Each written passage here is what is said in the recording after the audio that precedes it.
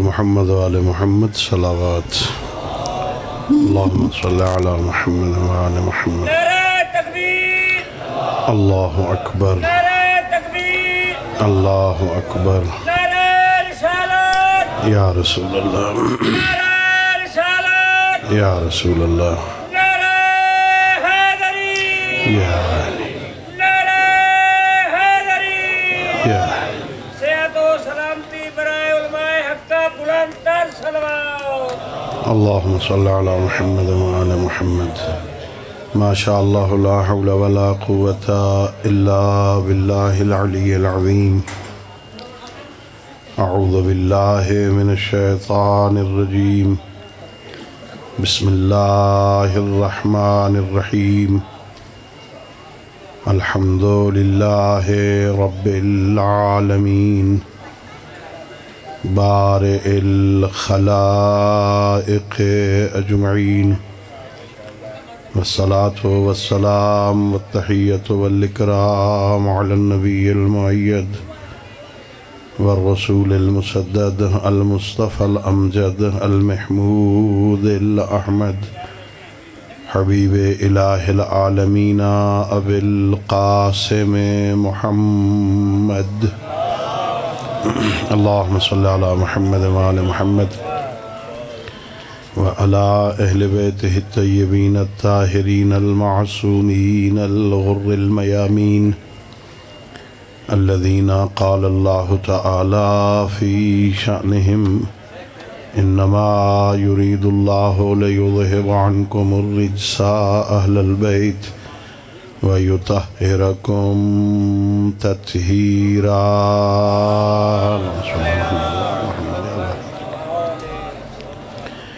ورحمة الله على أحبابهم وأصحابهم وشيعتهم ومواليهم ولعنة الدائمة الأبدية على أعدائهم أجمعين أما بعد فقد قال مولانا علي بن أبي طالب عليهما السلام بسم الله الرحمن الرحيم العلم وراثة كريمة صلوات پڑھیے باوز میں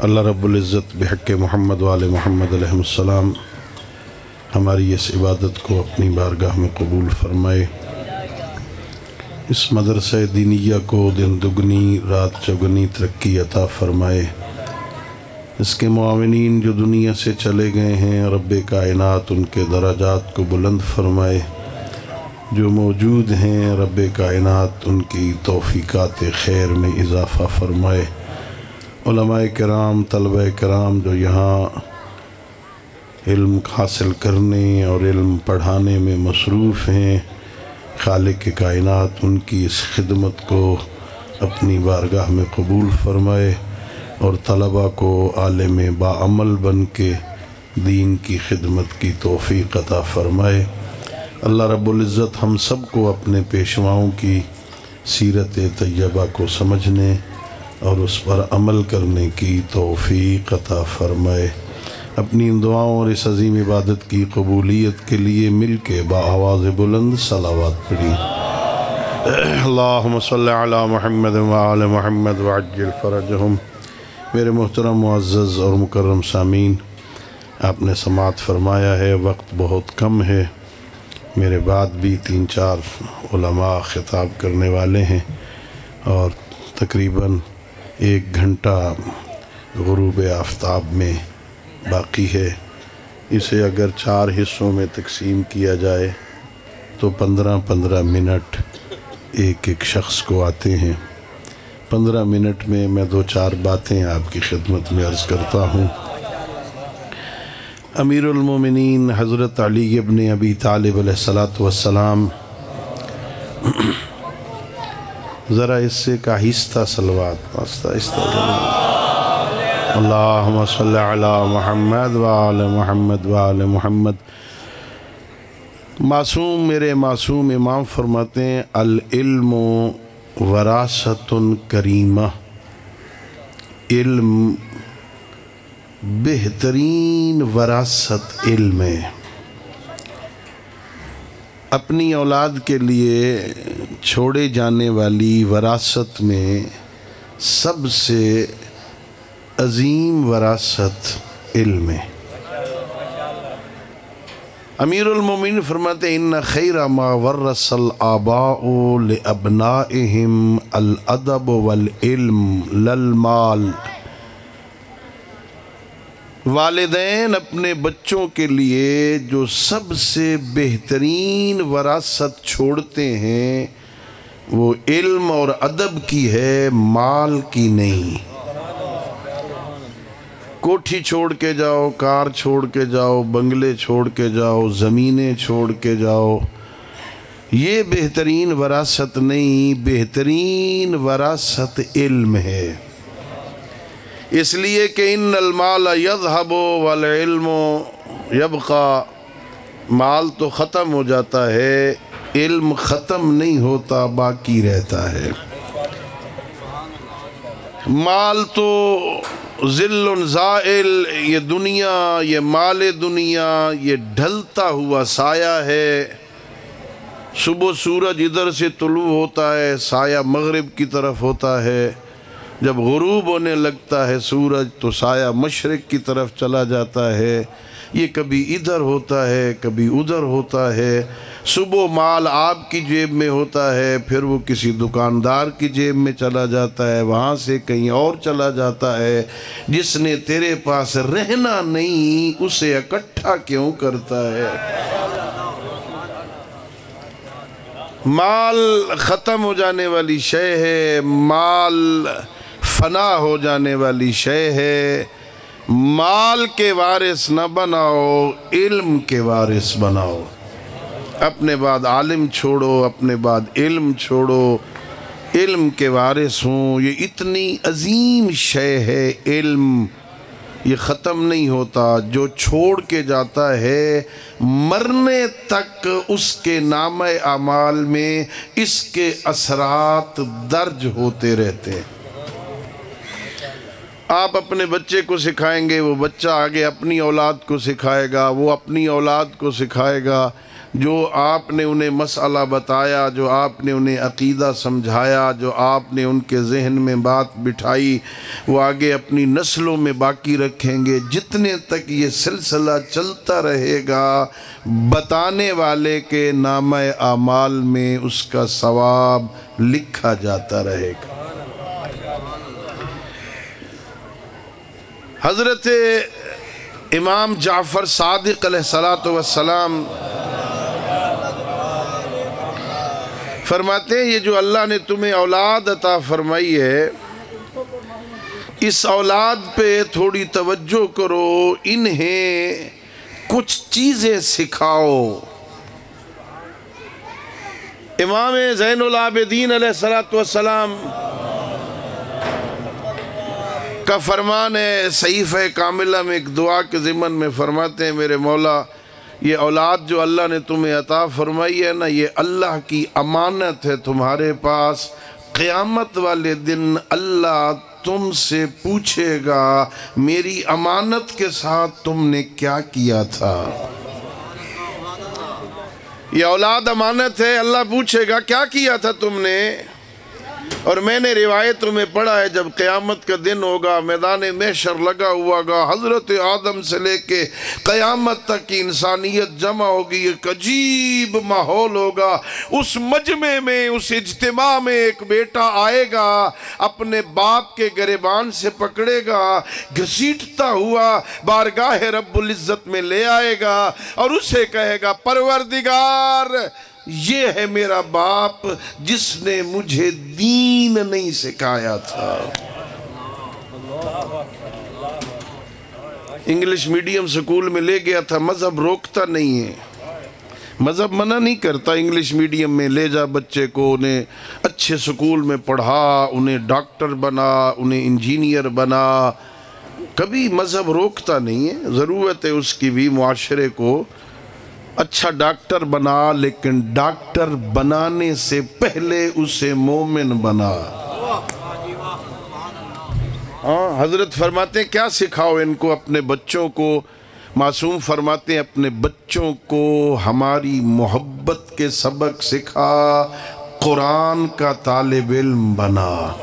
دو چیزیں، انہیں ہماری محبت کے سبق سکھا، ہماری محبت کے جام گھول کے انہیں پلا، انہیں بتا ہمارے کوئی وارث ہیں، ہم بے وارث نہیں، ہم آوارہ لوگ نہیں، ہمارے کوئی آقا ہیں، ہمارے کوئی حاکم ہیں، ہم ان سے محبت کرتے ہیں، اس محبت کے کچھ تقاضے ہیں، انہیں ہمارا محب بھی بنا، انہیں قرآن پڑھا۔ قرآن چونکہ ایک بہت بڑی کتاب ہے، اس کے اندر سب کچھ موجود ہے۔ یہ جو علماء اجتہاد کرتے ہیں نا، فقہ کے مسائل سیکھتے ہیں، نکالتے ہیں مسئلے، یہ عقیدے کے مسائل، ابھی قبلہ ماشاءاللہ دعا کی اہمیت پر بیان فرما رہے تھے، کس سے مانگنی چاہیے، یہ عقیدہ قرآن سے ملتا ہے، یہ فقہ قرآن، سب سے پہلا ماخذ دین کا قرآن ہے۔ اس بچے کو قرآن پڑھا، اسے سمجھا، اس میں اللہ بندے سے باتیں کرتا ہے۔ یہ گونگی کتاب نہیں ہے قرآن، معصوم فرماتے، امیر المومنین فرماتے یہ گونگی نہیں، یہ بولتی ہے بندے کے ساتھ، یہ قرآن بندے سے باتیں کرتا ہے۔ شرط یہ ہے کوئی اس کی زبان سمجھتا ہو۔ عجیب ہے، دنیا میں سب سے زیادہ پڑھی جانے والی کتاب، دنیا میں سب سے زیادہ شائع ہونے والی کتاب قرآن مجید ہے، پڑھی بھی زیادہ جاتی ہے، اکثر پڑھنے والے سمجھتے نہیں یہ مجھ سے کہتا کیا ہے۔ اللہ اکبر، اسے سمجھ، اسے سمجھا، بٹھا، بچے کو پڑھا، اس میں اللہ بندے سے باتیں کرتا ہے۔ کتنا تعجب کا مقام ہے کہ اتنا بڑا مالک اپنے اس بندے سے باتیں کر رہا ہے اور بندے کو پتہ ہی نہیں چل رہا میرا رب مجھ سے کہہ کیا رہا ہے۔ میں ابھی تو آپ سے بول رہا ہوں، آپ کے ساتھ باتیں کر رہا ہوں نا، آپ کو سمجھ آ رہی میری باتوں کی؟ اب پچھلے انوئی توجہ ہے نا، میری بات سمجھ آ رہی ہے نا، میری بات سمجھ آ رہی ہے نا؟ اور اگر بات سمجھ نہ آئے تو اکثر اٹھ کے چلے جائیں گے، مولانا پشتو میں تقریر کر رہے ہیں، ہم تو پنجابی ہیں، مولانا فارسی میں گفتگو کر رہے ہیں، ہمیں تو سمجھ نہیں آتی ہے، اٹھ کے چلے جائیں گے نا۔ عجیب ہے بات بھائی، کیوں سمجھ نہیں آتی تمہیں؟ آپ کا بچہ 14ویں کلاس 15ویں کلاس 16ویں تک چلا جائے، 6ٹھی سے انگلش شروع کی تھی استاد جوہر نقوی صاحب کے پاس، اور 16ویں تک گیا ہے، اسے انگلش بولنا آ گئی ہے 6 سال میں، 6 سال انگلش پڑھے، انگلش آ جاتی ہے، ساری زندگی قرآن پڑھے، کیوں نہیں آتا؟ کیوں نہیں آتا قرآن؟ اس لیے کہ ہم نے اسے مردوں کی بخشش والی کتاب سمجھا ہوا ہے۔ کوئی بندہ مرحوم ہو جائے، فوت ہو جائے، قرآن پڑھو، سوئم پہ قرآن پڑھو، جمعرات کو قرآن پڑھو، ششمائے ختم پہ قرآن پڑھو، چیلم پہ قرآن پڑھو، برسی پہ قرآن پڑھو، مردہ بخشا جائے گا۔ قرآن مردے بخشوانے والی کتاب تو نہیں۔ ثواب ہوتا ہے وہ الگ موضوع ہے بھائی، کل کوئی اور میرے پیچھے الزام نہ لگ جائے، اصالِ ثواب اور بات ہے۔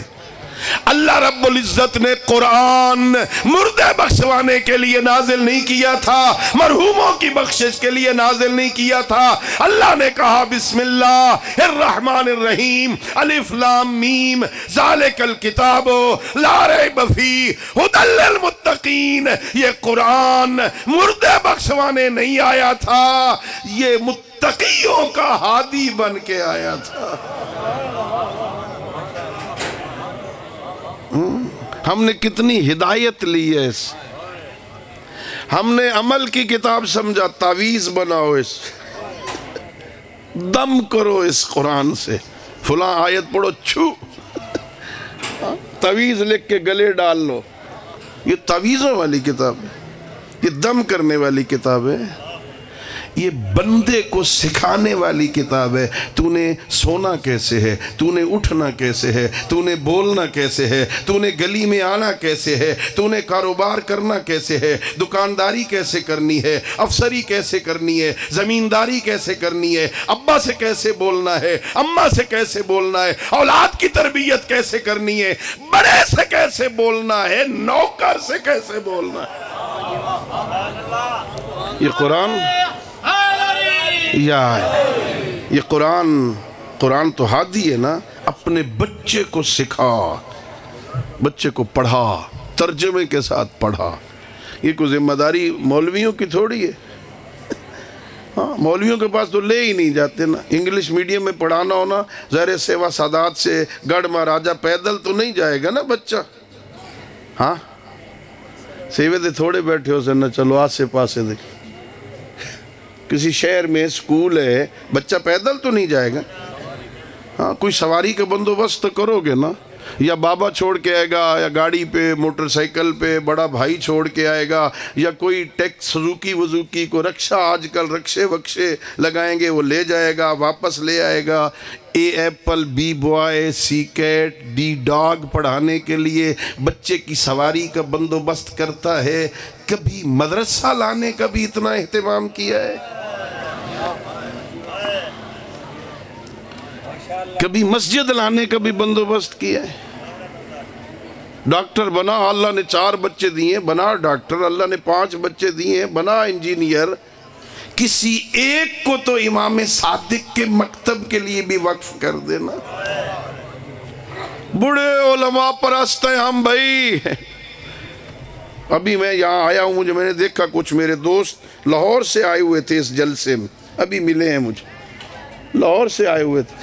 علماء نے پڑھنا ہے, علماء کو سننے کے لیے وہاں سے یہاں. بڑے ہم علماء پرست ہیں جی, بڑی علماء سے محبت ہے جی, بڑی عقیدت ہے جی, بڑا مدرسے سے عقیدت ہے جی, بڑی خدمت ہے جی. آئے گیا زکوٰۃ کا موسم, 1 بوری زکوٰۃ دے دی, ہم نے حق ادا کر دیا. مدرسے کے جلسے پہ آئے, 5000 کی رسید کٹوا دی, ہم نے مدرسے کا حق ادا کر دیا. یہ 1 بوری سے حق ادا نہیں ہوگا, یہ 5000 سے حق ادا نہیں ہوگا. اپنے گریبان میں جھانک, کیا اس مدرسہ کو تیرے بیٹے کی بھی ضرورت ہے کہ نہیں؟ اپنا بچہ کتنا داخل کروایا ہے؟ میرا بچہ بڑا لائق ہے جی, وہ او لیول کر رہا ہے, پھر وہ اے لیول کر رہا ہے, وہ تو ڈاکٹر بنے گا نا, وہ تو انجینئر بنے گا نا. سکو مدرسہ میں کسے بھیجیں گے جڑا 8ویں چو 4 واری فیل ہو سے, ہے نا, جو 8ویں میں 4 دفعہ. چلو اب اسے مولوی بنا دو, اب اسے سمجھ نہیں آئی آپ کو. پھر یہ میں مولویوں کو کمال نہ سمجھوں جو 8ویں میں 4 دفعہ فیل ہو جائے, اور وہ مدرسہ میں آ کے 10 سال پڑھنے کے بعد سارے معاشرے کا دینی ہادی بن کے نکلے.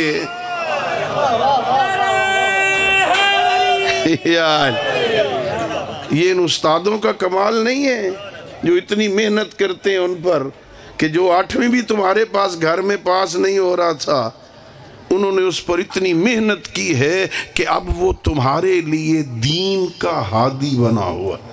تمہیں شریعت بتا رہا ہے, تمہیں دین کے مسئلے بتا رہا ہے, تمہارے آگے کھڑا ہے, تم اس کے پیچھے چل رہے ہو. اگر چاہتے ہو نا, یہ بہت بڑی سعادت ہے. جس گھر میں ایک عالم ہوگا, میرے معصوم فرماتے ہیں, جس گھر میں ایک عالم ہوگا, قیامت والے دن ایک عالم کو اجازت ہوگی اپنے خاندان کے 70 گناہگاروں کی شفاعت کر کے جنت لے جائے. یہ حال ہے. ذرا مٹھا نعرہ مارو, گلی تے سن لے سن لوگ بیچارے نا. یا اللہ اکبر, یا رسول اللہ, یا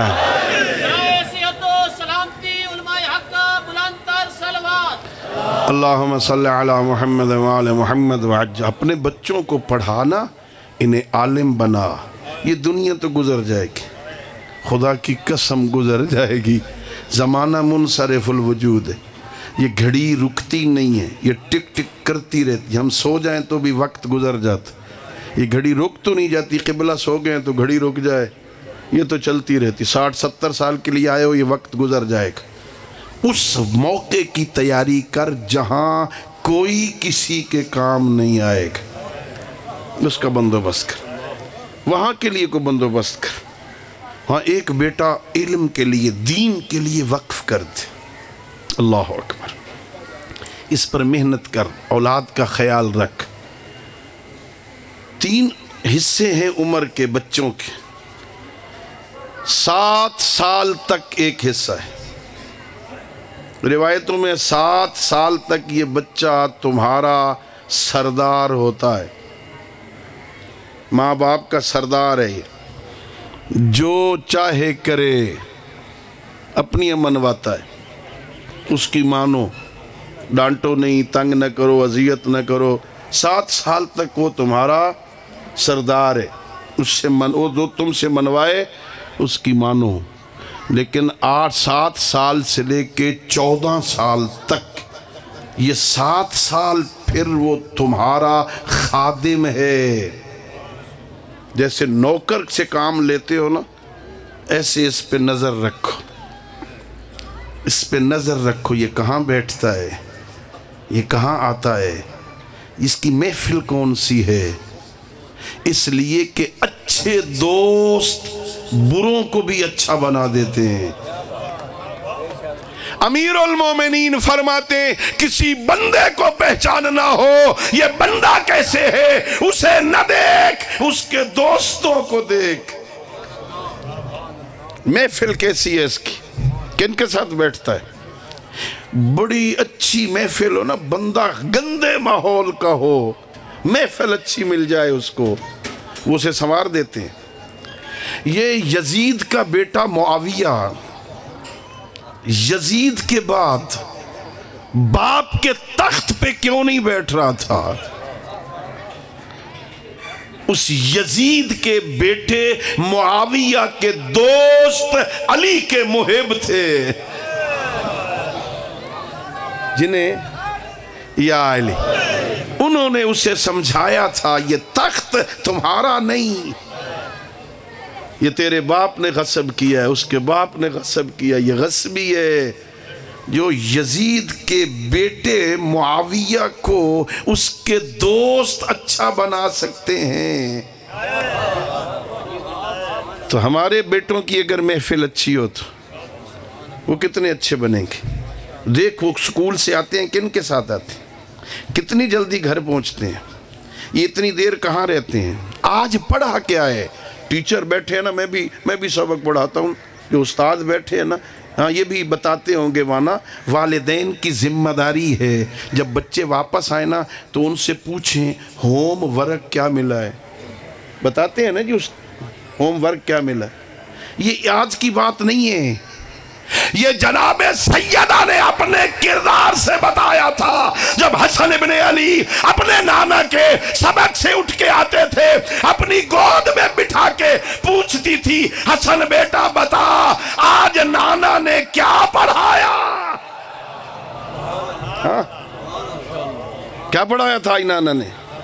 جناب سیدہ عالمہ غیر معلمہ ہیں، انہیں سیکھنے کی ضرورت تو نہیں ہے، انہیں امام حسن علیہ السلام سے پوچھنے کی ضرورت تو نہیں ہے نا، وہ قیامت تک آنے والی ماؤں کے لیے نمونہ بن رہی تھی۔ جب تمہارے بچے باہر سے آئے نا، انہیں گود میں بٹھا، ان سے پوچھ کس محفل سے آئے ہو، کیا سیکھ کے آئے ہو، آج کیا سبق پڑھا ہے۔ اگر بتائیں ہم اچھی محفل سے آئے ہیں، مسجد سے آئے ہیں، مدرسہ سے آئے ہیں، مجلس میں گئے تھے، فلاں اچھے دوستوں کے پاس گئے تھے، اچھی محفل سے آئے ہیں، اچھا سبق لے کے آئے، کہو شاباش۔ اور اگر خدا نہ خواستہ ان بچوں کی منہ سے بو آئے، انہیں پہلی منزل میں روک دے، بیٹا جہاں گیا تھا نا آج کے بعد نہ جانا، ہم علی کے نوکر ہیں، اس محفل میں نہ جانا بیٹا، ہم علی کے نوکر ہیں، علی کے نوکر ایسی محفلوں میں نہیں جاتے، انہیں روک دے۔ 7 سے لے کے 14 سال تک کی عمر، چونکہ اس میں بدن میں تبدیلی آنی ہے، اس کی جسم میں تبدیلی آنی ہے، اس کی فکر میں تبدیلی آنی ہے، یہیں پہ کنٹرول کر اسے وقت دے، اسے پاس بٹھا، اسے سمجھا، اس کو سبق پڑھا۔ 14 سال سے لے کر پھر 21 سال تک اب سختی کرنے کی ضرورت نہیں۔ معصوم فرماتا ہے اسے اپنا وزیر بنا لے، اب اسے پاس بٹھا، اس سے مشورے لیا کر، اسے مشورے دیا کر۔ اب جوان ہو گیا ہے نا، اب جھڑکیاں دے گا تو کام خراب ہو جائے گا، اب اسے اپنا وزیر بنا لے، اس پر اعتماد کر، اس سے مشورہ لے، اسے مشورہ دے، تاکہ وہ بہترین معاشرے کے لیے مفید بن جائے۔ اللہ اکبر، اللہ اکبر۔ میرے دوستو، ہاں ان کی ماؤں کی ذمہ داری ہے، ہاں یہ بچے کی تربیت، اللہ اکبر، یہ بچے کی ولادت کے بعد شروع نہیں ہوتی۔ جناب سید مرتضی علم الہدی، جناب سید رضی رحمت اللہ علیہ، نہج البلاغہ مرتب کرنے والے شریف رضی، ان کی والدہ کہتی ہے یہ بچپن میں اس لیے غلط کام نہیں کر سکتے چونکہ جب ہم اس کے باپ نے، ان کے باپ نے اور میں نے خالق سے دعا کی تھی میرا اللہ ہمیں اولاد نرینہ عطا فرما، اس وقت سے لے کر آج تک میری نماز تہجد بھی قضا نہیں۔ ماں نماز تہجد کی عادی ہو، جب اللہ نے بیٹے عطا کیے میں نے کبھی بغیر وضو کے انہیں دودھ نہیں پلایا، وضو کر کے ماں دودھ پلائے تو بچہ پھر کوئی شریف رضی بنتا ہے، کوئی سید مرتضی بنتا ہے۔ ادھر طالبو کے کیسٹ لگے ہوئے ہوں، ادھر ملنگی بج رہا ہو، ادھر اماں دودھ پلا رہی ہو، بچے ابو ذر کیسے بنیں گے؟ اپنے بچوں کو وقت دے، انہیں لے آ، مدرسہ میں بٹھا، اپنی عاقبت سنوار، اپنے لیے، دوسروں کے لیے نہیں۔ یہ عالم بن جائے گا، دین کی خدمت کرے گا، اللہ مجھے اجر عطا فرمائے گا۔ بس دوستو، میں نے زحمت دی، وقت گزر گیا، جتنا میں نے ان سے کہا تھا اس سے زیادہ ہو گیا، 15 منٹ کہا تھا، آدھا گھنٹہ گزر گیا۔ دوستو مجھے معاف کر دینا، خرچ ہوا ہے نا اس علم پر، ہمیں پتہ نہیں ہے کتنی زحمتیں ہوئی نا، کتنی زحمتیں۔ ایک عالم دین اسے 2 اونٹوں پہ باندھا گیا، اس کو رسیوں میں جکڑا گیا۔ جرم کیا تھا؟ تو لوگوں کو آل محمد کی فقہ سمجھاتا ہے۔ زندہ 2 اونٹوں کو جدا کر دیا گیا، زندہ چیر دیا گیا، اللہ اکبر۔ لیکن اس عالم کا مقام کیا تھا؟ ایک ٹھیکری اٹھائی، اس پہ لکھا الہی انی مغلوب فانتصر، میرا اللہ میں مغلوب ہوں، میری مدد فرما۔ اس ٹھیکری کو ہوا میں اڑایا، یہ جو واپس آئی نا تو اس کی دوسری طرف تحریر تھا ان کنت عبدی فاستبر، اگر میرا بندہ ہے تو صبر کر۔ اللہ اکبر، زندہ چیر دیا گیا، پھر صبر کرتے۔ علماء نے محنت کی ہے، اس مکتب پہ خرچ ہوا ہے۔ ابھی سماعت فرما رہے تھے نا، میں کہا کرتا ہوں اس دین کی بقا پہ ہونے والا خرچ پوچھنا چاہتا ہو نا تو پھر ہم سے نہ پوچھا کر، یا شام غریبوں کی اجڑی زینب سے پوچھ، یا 24 سال کے ضعیف سجاد سے پوچھ۔ کتنا خرچ ہوا؟ 10 محرم 61 ہجری سے لے کر 25 محرم 95 ہجری تک 35 سال سجاد کو کسی نے ہنستے ہوئے نہیں دیکھا۔ کھانا آتا تو روتے، پانی آتا تو روتے، مصلے پہ جاتے تو روتے۔ مدینہ کے لوگ منت کرتے تھے سجاد مولا جب کبھی ہاں دل پریشان ہو، دل بہلانے کے لیے بازار آ جایا کرو۔ میرے آقا فرمایا کرتے تھے میں کیسے بازار آؤں، مجھے کوفہ اور شام کا بازار یاد آتا ہے۔ اور بس ایک مرثیہ ہے نا، میرے مولا سے منحال نے کہا تھا مولا اللہ کب تک روتے رہو گے، بس کرو نہ رونے کا۔ میرے مولا نے فرمایا منہال، یعقوب نبی کے کتنے بیٹے تھے، اللہ نے کتنے بیٹے عطا فرمائے تھے، ایک بیٹا نظروں سے غائب ہوا تھا، علم نبوت سے جانتے تھے وہ زندہ ہے، اتنا روئے آنکھیں سفید ہو گئیں۔ او منہال، میرا ایک نہیں کئی فخر یوسف میری نظروں کے سامنے ذبح کر دیے گئے۔ ہاں منہال پھر تسلی دینے کے لیے کہتا ہے مولا قتل ہونا تو آپ کی عادت ہے، یہ شہادت تو آپ کا ورثہ ہے، مولا بس کرو نا۔ یہاں مرثیہ پڑھ کے کہا منہال انصاف کر، قتل ہونا عادت ہے، کیا زینب کا ننگے سر بازار جانا یہ بھی ہماری عادت ہے؟ اب مجھے بازاروں میں یوں کھینچا جاتا تھا جیسے میں کوئی افریقہ کا غلام ہوں۔ اللہ لعنت اللہ علی القوم الظالمین وسيعلم الذين ظلموا أي منقلب ينقلبون